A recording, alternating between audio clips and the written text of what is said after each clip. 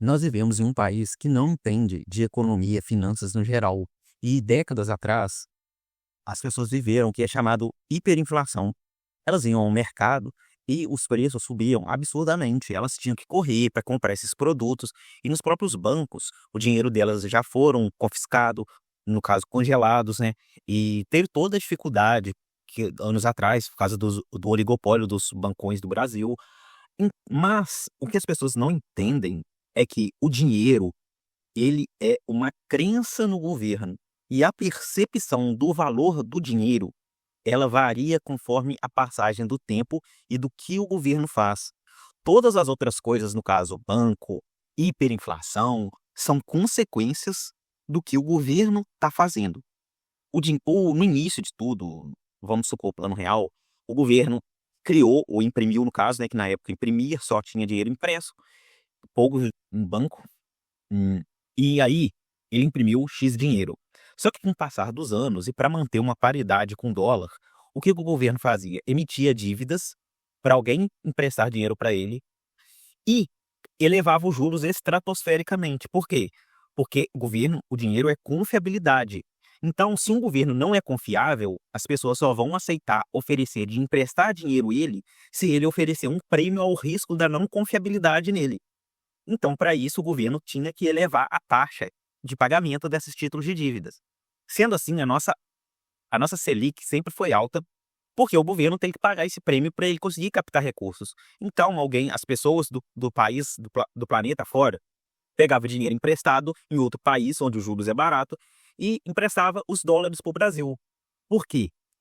Pra man Por que o Brasil fazia isso? Para manter o dólar pareado, enganar as pessoas e fazer o populismo deles, subsidiando a gasolina, entre outras coisas. Só que essa conta chega e, ao longo do tempo, com essa coisa de criação de dinheiro para pagamento de dívida, faz com que mais dinheiro surja ao longo dos anos e a percepção das pessoas com relação ao valor de cada coisa, porque o preço não é fixo, o preço de tudo varia ao longo do tempo, só que existem várias dinâmicas para tentar enganar as pessoas que o preço das coisas é fixo, que não vem ao caso aqui nesse vídeo.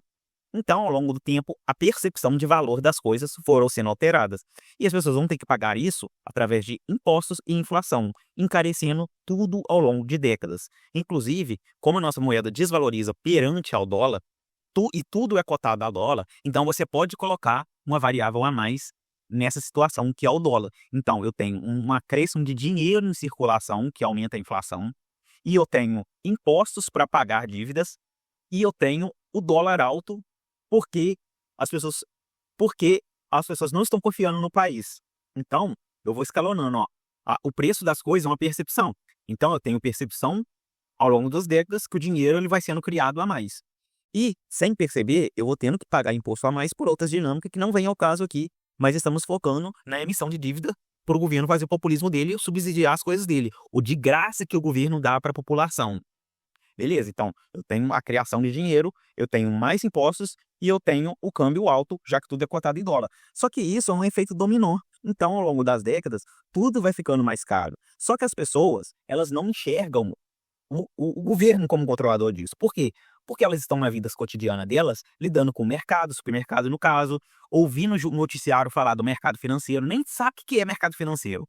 Ouve lá o noticiário falar do mercado financeiro, vê lá um oligopólio dos bancos grandes no Brasil, que foi um conluio que fizeram com o governo anos atrás, e as pessoas não entendem isso. Então, elas vão culpar quem elas estão vendo. E quem elas estão vendo? O mercado, o banco, e o mercado financeiro e os empresários malvadões. Porque não se tem educação financeira no nosso país. Então, as pessoas culpam as consequências e não as causas. É a mesma coisa do que quando eu vou, por exemplo, uma vez eu quase quebrei meu pé, destronquei meu pé. Doeu tanto que eu não conseguia me mover. Mas eu não conseguir me mover é a consequência, não é a causa do meu problema. A dor é um mecanismo de defesa do nosso corpo para nós pouparmos energia e prestarmos atenção naquele lugar específico ou qualquer outra coisa e poupar energia para solucionar aquele problema. Entre diversas outras coisas. Então, ela não é a causa, ela é a consequência. Mesma coisa de inflação, preço alto no supermercado, o mercado financeiro pessimista, que eu já expliquei o que é mercado financeiro, você faz parte, não vem ao caso.